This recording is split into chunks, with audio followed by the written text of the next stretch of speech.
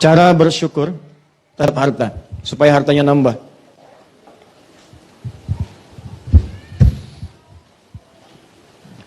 Terus saya tinggal 10 menit lagi.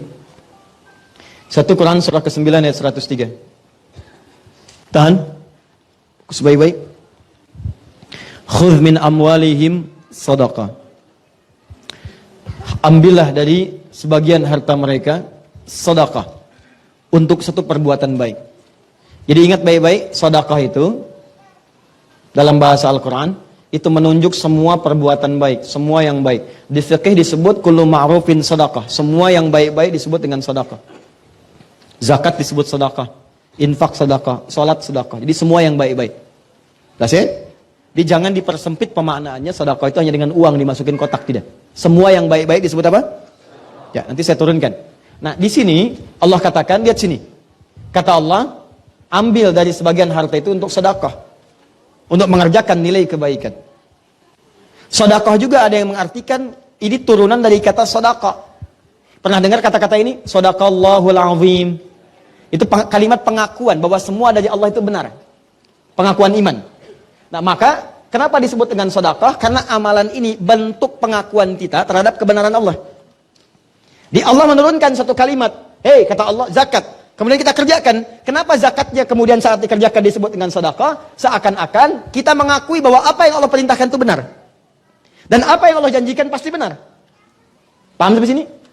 Contoh, saya ulang, karena saya lihat ada sebagian wajahnya yang wajah minta tolong. Ustaz tolong jelaskan lagi.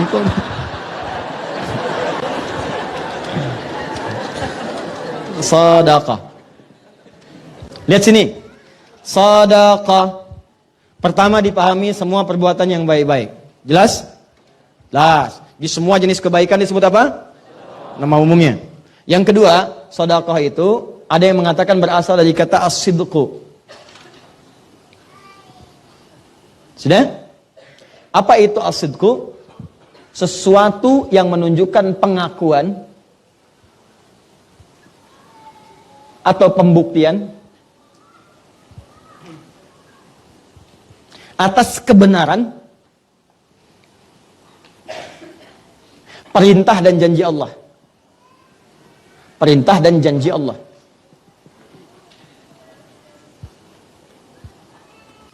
Sudah? Pengakuan atau pembuktian atas kebenaran perintah dan janji Allah Subhanahu wa taala. Aplikasinya begini, contoh. Di sini ayatnya tentang zakat terkait harta. Kata Allah, ambil dari sebagian hartamu kalau sudah mencukupi syarat dan ketentuannya untuk zakat. Kenapa zakat disebut sedekah? Karena saat zakat ini ditunaikan, pertama dia mengandung unsur kebaikan. Bukankah saat berzakat ada nilai kebaikan di situ? Ya, orang bisa dibantu, kita dapat pahala, baik kan? Yang kedua, dengan kita menunaikan zakat ini berarti kita mengakui bahwa perintah Allah ini benar. Benar, kita membenarkan perintah Allah, kita tidak melanggarnya. Jadi begitu Allah katakan, kamu zakat. Kalau Anda ingin disebut sebagai hamba yang membenarkan perintah Allah, mengakui ketentuan Allah itu benar, maka buktikan. Buktinya saya keluarkan. Begitu Anda keluarkan, kenapa disebut dengan sedekah? Saya sedang membenarkan perintah Allah Subhanahu wa taala. Seakan-akan Anda katakan, ya Allah, benar apa yang kamu sampaikan. Kalaupun saya belum paham hikmahnya, saya tetap kerjakan untuk membuktikan bahwa semua yang berasal darimu semua benar. Jelas? Yang kedua, dengan kita mengamalkan ini, kita membenarkan janji Allah. Nah, pertanyaannya, apa yang Allah janjikan lewat amalan-amalan tadi? Ternyata orang yang berzakat itu dijanjikan oleh Allah Subhanahu wa taala hartanya bukan berkurang tapi bertambah. Makanya kenapa zakat di Quran disebut sedekah? Anda diminta yakin ya untuk membenarkan janji Allah. Allah berjanji kalau kamu keluarkan saya tambah bukan saya kurangi. Makanya ketika Anda keluarkan, kenapa disebut sedekah? Khudh min amwalihim sedekah. Nah, Allah ingin meminta Anda sepanjang kemudian kekuatan diri Anda, yakinkan pada diri Anda bahwa saat mengeluarkan zakat itu Anda sedang menambah harta, bukan menguranginya. Dan benarkanlah janji Allah, karena Allah kalau sudah berjanji tidak akan pernah mengingkari. Ya, Quran surah 3 ayat 9. Innallaha la yukhliful mi'ad. Pertanyaannya, Ustadz, tahu dari mana kalau berzakat itu hartanya bertambah bukan berkurang?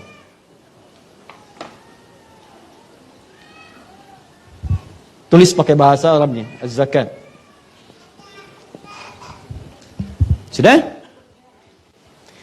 Ustadz tahu dari mana kalau saya berzakat itu bisa nambah, bukan berkurang. Pertama, dari namanya, zakat. Zakat itu punya dua arti. Satu, at-taharah. Dua, an-numu.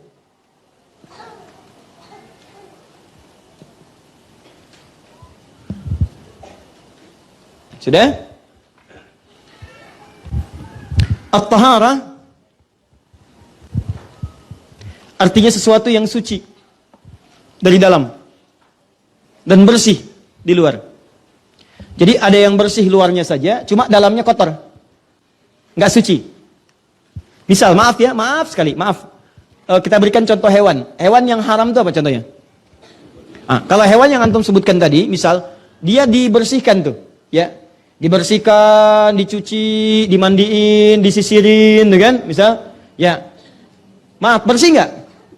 Bersih, suci nggak? Tidak. Maka bahasa Arabnya al-khinziru nadhifun walakinnahu ghairu tahir. Ya, khinzir, babi itu nadhifun, bersih luarnya, cuma tetap haram, nggak suci. Sama dengan manusia misalnya, pakai dasi, pakai jas, bersih, rapi. Cuman maaf, hatinya kotor, pencuri. Ya, pakai dasi, pakai jas, datang ke masjid. Orang takbir, takbir pertama dia mundur, tas orang diambil. Ya, jadi penampilan itu hanya untuk menyesuaikan dengan tas isi laptop yang diambil. Paham? Baik, sama, datang ke kantor untuk korupsi, datang ke kantor untuk menipu, pakaiannya bagus. Nah, itu disebut dengan orang yang bersih tapi tidak suci.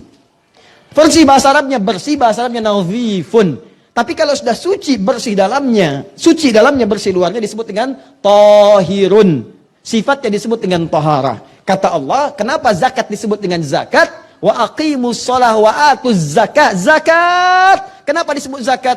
Karena fungsi zakat yang pertama membersihkan kotoran di hati kita sehingga tidak terlampau loba dengan urusan harta. Gak diperbudak harta. Jadi kalau Anda tidak ingin diperbudak oleh harta, capek mikirin harta benda. Ngitung lagi. Padahal yang ada pun belum dipakai. Ya, kata Nabi, orang yang bisa makan di hari itu udah orang kaya. Kalau punya jatah buat besok udah kaya banget. Nih Anda ini harta itu cukup untuk 2 tahun ke depan, masih dihitung juga. Padahal hidup aja belum nyampe setahun. Kebayang nggak? Nah, jadi ada orang yang diperbudak dengan harta, ngitung. Dan yang paling bahaya adalah ketika dia sudah pelit dengan dirinya sendiri. Hartanya banyak, tapi nggak kepake dengan diri sendiri. Sakitnya sudah parah, sudahlah obat generik aja. Wah, berobat nggak mau, itu nggak mau, tersiksa dirinya. Yang ngeliatin datang ke kebun cabai, cuman metik, hartanya ribuan triliun. Ya, meninggal di kebun. Paham? Dan banyak orang yang tidak menikmati itu. Ada orang diperbudak harta tapi tidak ada keberkahan di dalamnya.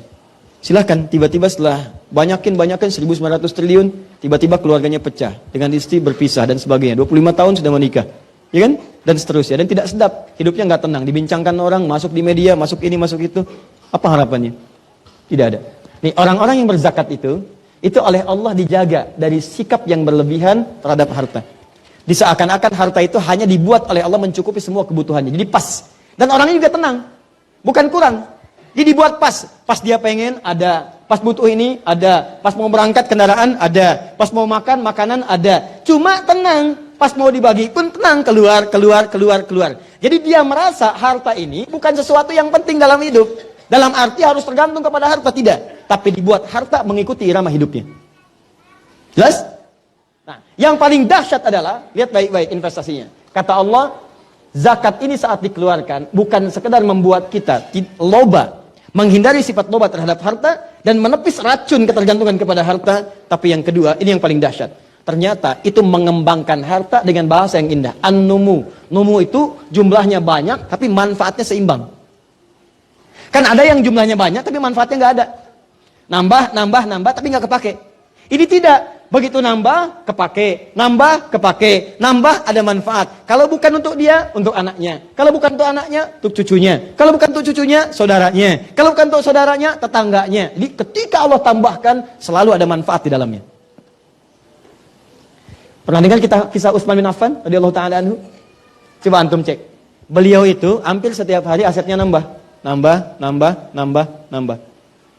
Tapi kebahagiaannya itu selalu ketika beliau bisa mengeluarkan bagian dari zakatnya, bisa sholat malam tahajud sampai dengan khatam Al-Quran, dan biasa membaca Al-Quran, yang paling dahsyat setiap nambah aset selalu ada manfaatnya.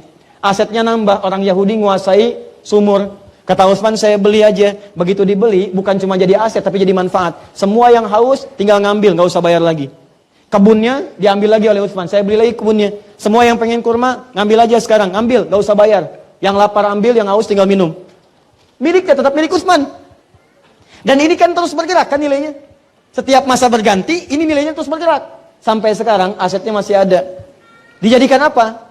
Disiapkan untuk penginapan. Semua hasilnya disimpan di Bank Saudi, disedekahkan atas nama Utsman bin Affan radhiyallahu ta'ala anhu.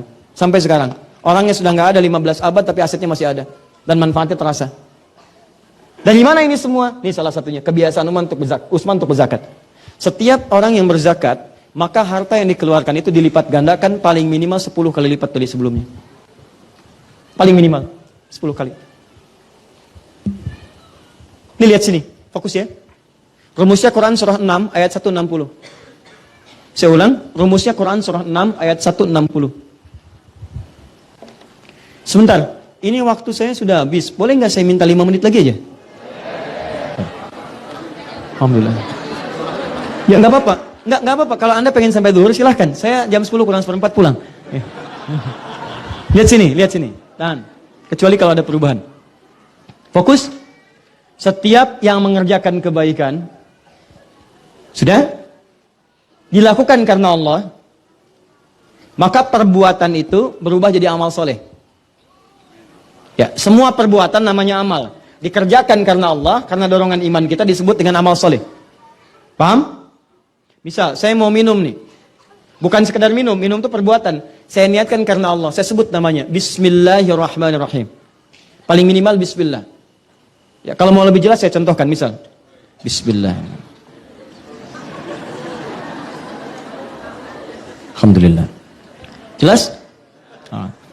Saya tutup lagi. Nah, ketika saya ucapkan Bismillahirrahmanirrahim, lakukan karena Allah, maka perbuatan ini langsung berubah namanya menjadi amal soleh. Nah, saat jadi amal soleh ini, dia punya nilai. Nilainya disebut dengan hasanah namanya. Jelas? Hasanah. Hasanah ini kalau sudah punya nilai, maka oleh Allah kemudian dia punya poin. Poinnya 10. Setiap hasanah punya 10 poinnya.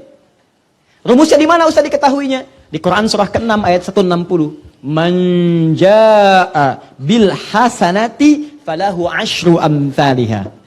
Siapa yang mengerjakan satu kebaikan punya nilai hasanah, maka dia dapat poin 10 kebaikan. 10 kali lipat dari sebelumnya. Ya, asyru amsalihha itu, asyru amsal itu 10 kali lipat, 10 kali dari yang semisalnya. Nah, sekarang ada orang mengerjakan kebaikan. Dia keluarkan dari sebagian hartanya untuk zakat. Zakat, maka zakat jadi amal soleh. Jelas ya? Ketika zakat jadi amal soleh, maka dia punya nilai namanya hasanah. Ketika dia jadi hasanah, maka Allah berjanji setiap perbuatan hasanah dilipat gandakan 10 kebaikan. Ingat, semua yang jadi hasanah dilipat gandakan. Kalau Anda sholat, Anda jadi hasanah. Baik ya, sholat jadi hasanah, sedekah jadi hasanah, zakat jadi hasanah. Punya nilai minimal 10. Ustadz tahu dari mana kalau sholat jadi hasanah? Buka Quran surah 11 ayat 114. Kata Allah, aqimis sholata tarafain nahar wa zulafan minal lail innal hasanati yudhibnas sayyiat. Sholat menghasilkan hasanah, zakat menghasilkan hasanah. Di ketika Anda keluarkan zakat sekali, poinnya 10. Apa itu poin 10 yang dimaksudkan? Bukan cuma poin pahala akhirat, tapi melipat gandakan 10 kali lipat dari apa yang dikeluarkan. Misal, Anda zakatnya 5 juta. 5 juta. Maka ini punya poin di sisi Allah, kalikan 10 kali lipat, jadi poin pahala akhirat. Bonusnya di dunia dikembalikan lagi oleh Allah 10 kali lipat dari apa yang dikeluarkan. Kalau Anda keluarkan 5 juta, berarti Anda dapat berapa? 50 juta. Ini yang kembali kepada Anda. Jadi sebetulnya kalau orang paham tentang konsep zakat, dia nggak akan pernah menunda. Yang ada, dia bercita-cita untuk berzakat. Karena zakat itu lebih daripada sekedar nabung dan kontan. Jadi begitu Anda keluarkan 5 juta, balik 50 juta. Jadi kalau orang paham, kalau berzakat itu mengembalikan harta 10 kali lipat, misalnya paling minimal, demi Allah saya katakan, gak akan ada orang nunda zakat. Dan gak akan pernah orang salah menyimpulkan kalau zakat itu kehilangan harta. Tidak. Kata Allah bukan hilang, malah nambah. Anda keluarkan, saya tambah. Selesai. Dan ini bentuk syukur. Begitu Anda syukur, ditambah. Kan tadi ayatnya. La in syakartum, la azidannakum. Syukur anggota tubuh, gunakan pada yang baik. Syukurnya harta, pakai sesuai ketentuan Allah. Apa diantaranya? Kata Allah zakat. Begitu Anda zakat, ditambahlah azidannakum. Berapa nambahnya? Paling minimal 10 kali lipat. Jadi kalau Anda keluar 5 juta, balik berapa? 50 juta. Tapi cara memahaminya, awas, mesti baik. Bukan berarti langsung diterima kontan 50 juta. Ada yang bentuknya begitu, balik 50 juta. Lewat apa? Lewat proyek, tiba-tiba dapat proyek 50 juta nilainya. Nggak percaya silahkanlah. Anda keluarkan aja 5 juta misalnya, atau 500 ribu, atau 5.000 rupiah. Nanti Anda akan lihat, Anda akan mendapatkan sesuatu nilainya 10 kali lipat daripada itu. Tiba-tiba pulang dari sini keluar, terus pilih-pilih misalnya baju, pakaian di luar. Udah Jeng, gak usah beli, saya aja yang ngasih. Itu nilainya 50 ribu. Padahal Anda masukin kotak infak cuma 5 ribu. Ya, atau Anda keluarkan zakat itu cuma 5 ribu. Begitu keluar dapat 50 ribu. Ada yang traktir makanan. Ada yang dijaga oleh Allah supaya nggak sakit. Yang kalau dia sakit biayanya bisa 50 juta. Ada. Tapi yang harus Anda yakini adalah, begitu Anda keluarkan zakat, Anda mendapatkan investasi 10 kali lipat dari sebelumnya. Ini harus Anda pahami.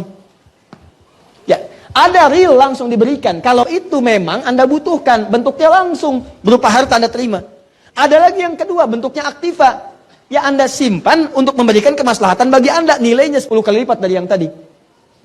Ya, tidak sehat, tidak terkena utang, proyeknya lancar, ya, tidak terganggu macam-macam, nilainya 10 kali lipat dari yang tadi. Kalau mau iseng-iseng, silahkan aja. Keluarkan oleh Anda, begitu Anda zakat, Anda lihat-lihat setelah zakat. Perhatikan langkah hidup Anda. Anda akan temukan, Anda akan mendapatkan sesuatu yang kalau Anda hitung, paling minimal 10 kali lipat dari sebelumnya. Gak percaya silahkan. Ya, cuman gak ada kerjaan aja. Gak ada kerjaan, capek dan pasti terbukti. Sudah? Nah, jadi saya mau pesankan, kalau sudah masuk kepada nisabnya, sudah masuk haulnya, jangan ditunda. Kalau bisa, sebelum ada itu udah dihitung, kapan saya zakat nih. Dia udah investasi itu. Ya, dan yang belum nyampe, jangan cara berpikirnya dirubah. Saya kadang-kadang suka nggak paham saya tuh. Jadi gini, orang menganggapnya zakat itu untuk orang yang kaya. Dan untuk orang yang sudah nyampe nisab. Orang yang nyampe nisab, keluar zakat. Orang nyampe haul, keluar zakat. Hei, ajakan Quran itu bukan begitu. Ajakan Quran itu mengajak kita semua untuk bisa zakat. Di zakat itu jadikan bagian dari visi kehidupan kita. Saya selama hidup pasti bisa zakat. Walaupun cuma nilainya 1.000, 2.000. Mesti bisa. Gitu caranya. Jadi bukan Anda pahami, oh berarti yang sudah nisab saja yang zakat. Tidak. Cara berpikirnya adalah, kalau Allah katakan zakat, wa'atu zakat, saya mesti zakat. Selama hidup saya mesti zakat. Maka Anda mulai berdoa kepada Allah. Ya Allah, saya mohon ya Rabb. Saya selama ini sudah sholat, saya selama ini sudah puasa. Cuman jangan sampai Engkau wafatkan saya Allah sesuai ajalnya. Saya belum sempat zakat. Bimbing saya untuk bisa zakat ya Allah. Bimbing saya. Walaupun cuma 25 juta ya Allah zakatnya selama hidup. Masya Allah. Zakat 25 juta, 2,5%. Berarti mintanya berapa? 1 miliar. Paham ya?